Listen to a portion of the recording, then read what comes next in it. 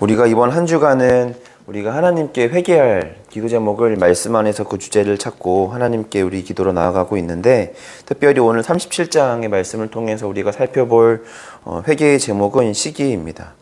오늘 우리가 잘 알고 있는 것처럼 이 야곱의 아들들 요셉과 이 요셉의 형들의 이야기를 다루고 있는데, 오늘 이 요셉의 꿈이 하나의 발단이 돼서 결국 요셉은 우리가 아는 것처럼 이 죽음의 위기로 나아가게 됩니다. 그런데 아이러니하게도 이 야곱의 아들들, 그러니까 요셉의 형들이 요셉을 죽이고자 했지만 차마 친동생을 죽일 수는 없어서 이제 이 구덩이를 파고 자신들의 손에 직접 피를 묻히지는 않지만 사지로 내모는 결정들을 하게 되는데, 근데 아이러니하게도 이 요셉의 형들의 결정에 의해서 요셉은 애굽으로 팔려가게 되지만, 사실은 이 애굽으로 팔려가게 됨으로 요셉은 조금 힘든 시간들을 하나님 안에서 거치게 됐지만 결국 요셉과 그의 가족들을 구원하는 이 여정을 떠나가게 됩니다. 요셉의 이야기는 예수님과의 이야기와 조금 우리가 접목을 시켜보자면, 예수님은 그 길을 알고 갔지만 요셉은 모르고 이 자신과 형들을 이제 구원하는 그 길로 나아가게 됐다라고 하는 겁니다. 오늘 우리는 이 말씀을 통해서 우리가 이 시기라고 하는 감정이 얼마나 위험한가를 다시금 말씀 안에서 찾고, 그렇다면 우리 안에 잠들어 있는, 또 우리가 미처 발견하지 못한 이 시기라는 감정은 어디에 있는가, 그리고 우리는 하나님께 어떤 모양과 모습을 가지고 기도해야 하는가를 말씀을 통해서 한번 살펴보도록 하겠습니다. 먼저 이 본문은 오늘 37장 7절에 이르기 전에 먼저 오늘 본문을 통해서 이 성경은 요셉이 왜 이 요셉의 형들과 이런 깊은 갈등의 관계에 지금 현재 놓여 있는가를 우리 가운데 보여주고 있는데, 그 힌트를 두 가지로 정리하고 있습니다. 첫 번째는 일찍 어머니를 여였던 이 요셉을 야곱이 특별히 사랑했던 것이고, 그런 이유로 이 요셉을 형들과 지내게 했는데, 그런데 나름대로 좀 철부지 없고 솔직했던 요셉은 형들의 잘못된 행실을 이 아버지 야곱에게 낱낱이 이제 고했다, 이렇게 성경에서 이제 기록되고 있습니다. 37장 2절에 보면 실바의 아들들과 더불어 함께 있었더니 그가 그들의 잘못을 아버지에게 말하더라, 이렇게 돼 있던 거죠. 그러니까 요셉은 형들에게 물들기보다는 나름대로 좀 순수하고 순결하게 그 형들 속에 자랐는데, 대신 그는 이 형들의 잘못을 아버지에게 고했고, 또 아버지는 그 사실을 알 때마다 아무래도 요셉의 형들에게 아마 질책을 했던 것 같습니다. 그러므로 인해서 이미 좀 배다른 동생이기도 했고, 그리고 이 아버지의 사랑을 좀 편애하는 형식으로 더 많이 받기도 하고, 그리고 그들의 잘못을 늘 아버지에게 이렇게 좀 이렇게 고하던 이 요셉을 좀 좋게 보질 않았던 것이죠. 게다가 늘 밭에 나가서 이렇게 수고하고 일하느라 옷이 더러워진 자신들과는 다르게 늘 이쁜 옷을 이렇게 해 입는 요셉을 보면서 아마 이 동생에 대한 깊은 이 불편한 감정은 더 깊어졌을 겁니다. 그러다 보니까 4절의 말씀을 보면 이 그를 더 사랑함을 보고 그를 미워하여 그에게 편안하게 말할 수 없었더라, 이렇게 성경에서 기록하고 있습니다. 이것은 두 가지로 해석할 수 있는데, 말 그대로 뭔가 편안한 이야기를 할 수 없는 관계에 놓여 있다라는 걸 말하기도 하지만, 조금 더 이 원어적인 관점에서 보면 샬롬이라고 인사하지 않았다, 이렇게 볼 수 있겠습니다. 특별히 샬롬이라고 하는 건 히브리인들에게는 지금 우리가 있는 뭐 안녕, 뭐 안녕하세요라는 것처럼 가장 기본적이고 기초적인 인사입니다. 그러니까 이 형들의 관계가 굉장히 깊은 갈등의 관계에 놓여져 있어서 이렇게 얼굴을 마주해도 뭐 이렇게 안녕 이렇게 인사도 건네지 못하는, 남보다 못한 사이가 되어 버렸다라고 하는 겁니다. 이렇게 성경은 현재 이 요셉과 그 형들의 관계가 어떠한 이유로 이렇게 발전하게 됐고, 현재 굉장히 좀 이 갈등의 골이 깊은 관계에 놓여 있다라는 걸 말해주고 있는데, 그런 상황에 오늘 이 7절과 11절에서 요셉이 두 번의 꿈을 꾸게 됐고, 그 두 번의 꿈을 첫 번째는 형들에게만, 두 번째는 이제 어머니와 아버지와 형들에게 이제 그것을 이야기하게 되므로 이 뭔가 이 불난 집에 부채질하고, 또 불난 집에다가 이렇게 기름을 끼얹는 것처럼 안 그래도 밉고 안 그래도 얄미운 이 요셉이 이 더 싫게 만들어지는 이제 갈등의 이 시기로 좀 만들어지게 됐습니다. 다만 이 요셉의 형들은 안 그래도 미운 요셉이 이제 꿈 이야기를 해서 뭐 별집단이 뭐 자기 별집단에게 절을 하니 이런 이야기를 하니까 네가 그럼 우리 왕이 되고자 뭐 하냐, 뭐 뭐 이런 이제 불편한 감정으로 그냥 이야기를 끝냈지만, 그러나 야곱도 너가 그렇게 말하는 것은 이제 옳지 않다, 그렇게 이제 분을 내기는 했지만, 그러나 야곱은 그럼에도 불구하고 요셉의 말을 마음속에 좀 귀담아 두었다, 이렇게 이야기가 좀 막히게 됩니다. 정리가 됩니다. 생각을 해보면 요셉이 형들에게 취하는 방법에 대해서, 또는 이 꿈을 해석하고 형들의 꿈을 이야기하는 과정 속에서 요셉이 조금 더 지혜롭게 했어야 됐던 부분은 분명 존재합니다. 이게 아무리 잘못한 부분을 형들에게 고치고자 하고 또 아버지에게 전달하는 과정에 있어서 요셉이 좀 성숙했더라면 더 나은 방법으로 분명 이 상황을 잘 이렇게 대처할 수 있는 방법들이 있었겠지만, 중요한 건 오늘 요셉이 이 꿈을 꾸는 건 요셉의 자의적인 어떤 능력과 열심을 다해서 꿈을 꾼 게 아니라 이 하나님이 그에게 그 꿈을 주신 거라고 하는 거죠. 그러니까 신앙을 가지고 있는 사람들이라면 이 요셉이 아무리 얄미운 사람이 이런 이야기를 하더라도 그래도 그 시기라는 감정을 조금, 시기와 불평과 부정적인 감정을 느끼겠지만, 그럼에도 불구하고 그 시기적인 감정을 넘어서 야곱처럼 그럼에도 불구하고 꿈이라는 게 자기가 꾸고 싶다고 해서 꾸는 게 아니니까, 그럼 하나님이 요셉에게 저 꿈을 꾸게 하신 이유를 그래도 마지막은 좀 궁금해해야 됩니다. 그런데 이 형들은 그 야곱처럼 분을 내는 것으로만 끝내고, 이 야곱처럼 그럼에도 불구하고 하나님이 왜 요셉에게 저 꿈을 꾸게 하셨을까, 거기까지는 이제 가지 못했던 것이죠. 요셉의 형들은, 또 요셉도 야곱도 이 요셉이 꾼 꿈에 대한 정확한 의도와 의중을 파악하지는 못했습니다.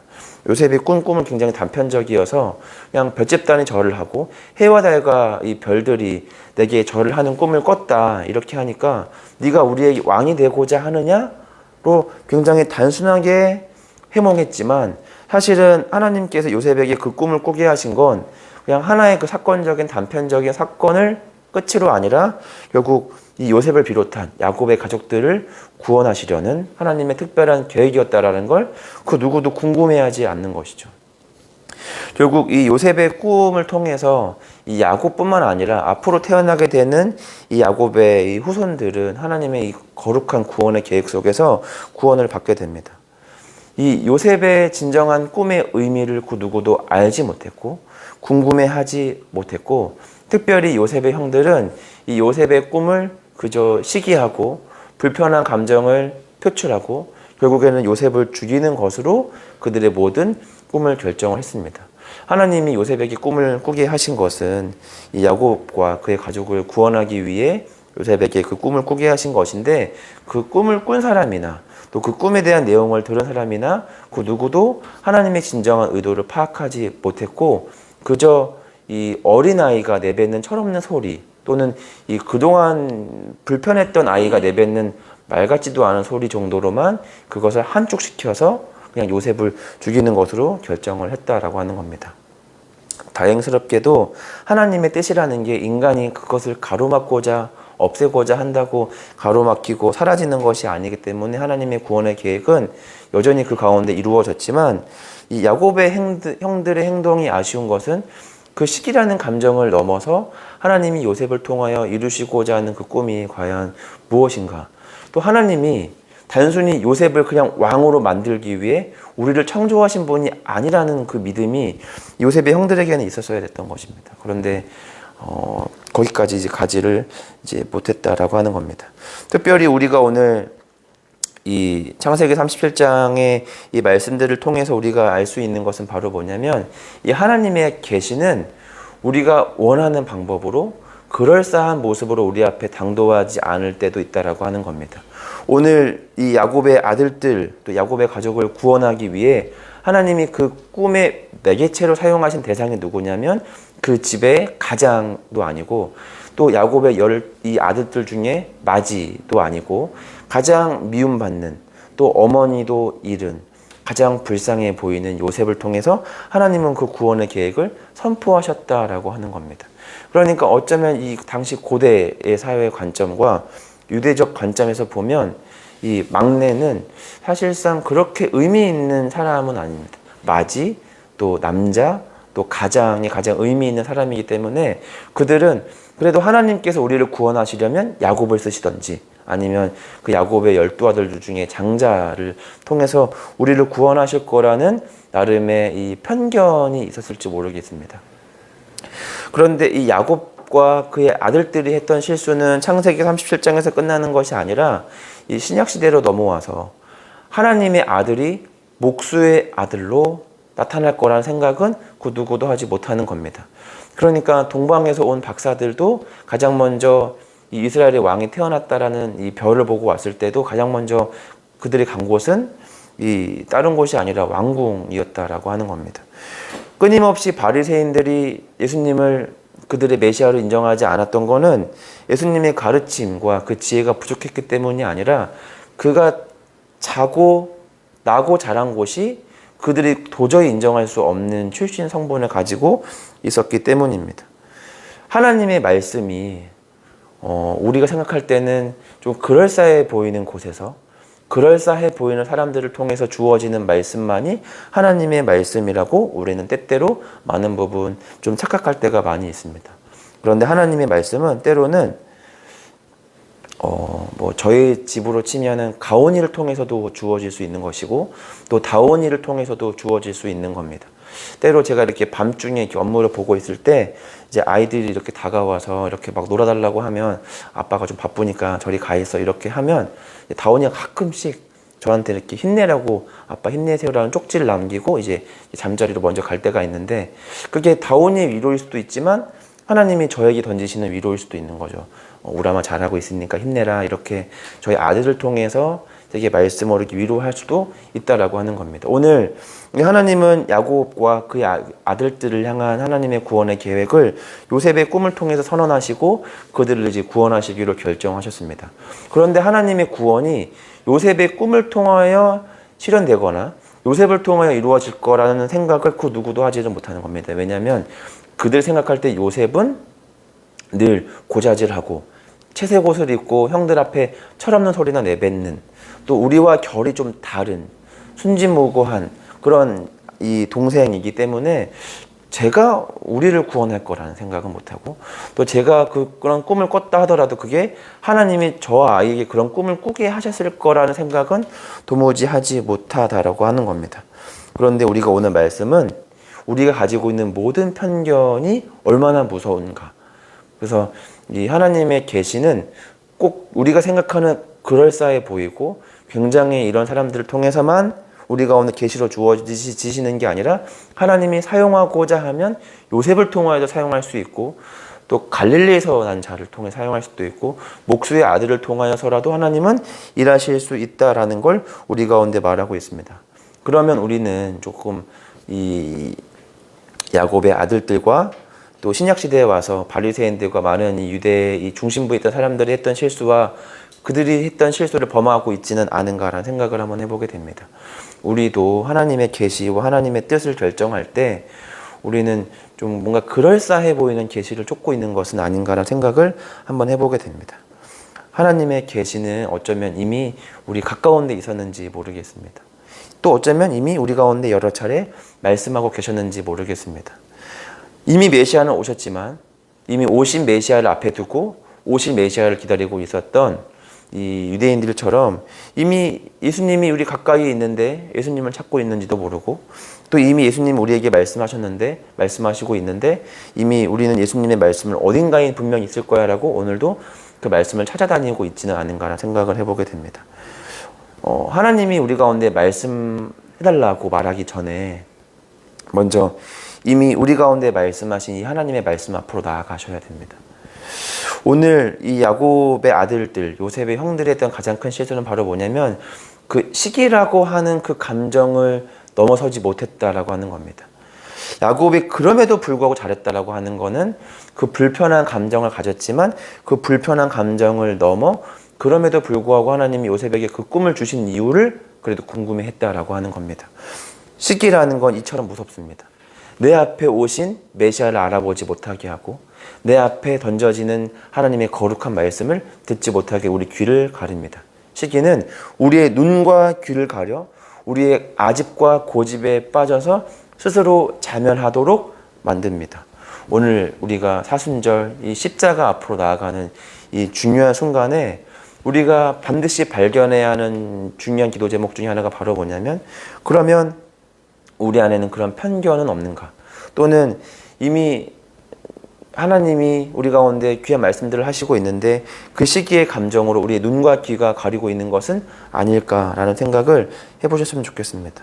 오늘 우리 이 요셉의 형들이 했던 실수처럼 하나님의 말씀에 때로는 내가 정말 싫어하는 사람, 내가 정말 쟤는 뭐 지옥이나 가야 돼 이렇게 생각하는 사람을 통해서도 주어질 수 있다라는 생각을 다시금 우리가 오늘 말씀 앞에서 해보셨으면 좋겠습니다. 우리 함께 우리 기도의 자리로 나아가겠습니다. 우리 오늘 세 가지 기도 제목 가지고 나아갈 건데, 첫 번째로는 오늘 말씀을 가지고 함께 우리 기도했으면 좋겠습니다.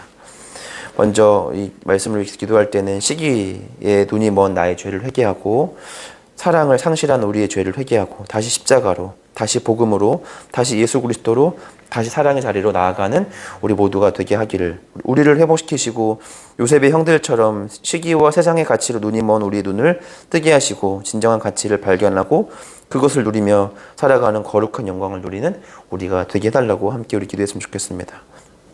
두 번째로는 우리 공동체를 위한 기도를 함께 하기 원합니다. 우리 가정과 일터, 교회와 나라가 회복되기를 원하고, 그 가정과 일터, 교회와 나라가 회복되기 위한 가장 첫 번째 전초기지가 내가 될 수 있도록 함께 내가 먼저 회복되어지고, 내가 회복되어짐으로 인해서 우리 가정과 일터와 교회와 나라가 회복되게 하시고 십자가의 복음으로 회복하는 공동체가 되게 해달라고. 마지막 세 번째는 사순절 기간 동안에 이 매 주마다 가지고 있는 좋은 주제들이 우리 마음속에 던져지고 도전되어지고 또 우리를 부끄럽게 해서 사순절의 끝속에서 우리가 다시 이 하나님의 말씀 앞으로 온전하게 나아가고 우리 신앙의 하나님 앞에 회복하는 시간들 될 수 있기를 함께 우리 기도했으면 좋겠습니다. 우리 주기도문 하심으로 우리 함께 우리 주기도문 하고 기도의 자리로 나아가겠습니다. 하늘에 계신 우리 아버지, 아버지의 이름을 거룩하게 하시며 아버지의 나라가 오게 하시며 아버지의 뜻이 하늘에서와 같이 땅에서도 이루어지게 하소서. 오늘 우리에게 일용할 양식을 주시고 우리가 우리에게 잘못한 사람을 용서하여 준 것 같이 우리 죄를 용서하여 주시고 우리를 시험에 빠지지 않게 하시고 악에서 구하소서. 나라와 권능과 영광이 영원히 아버지의 것입니다. 아멘.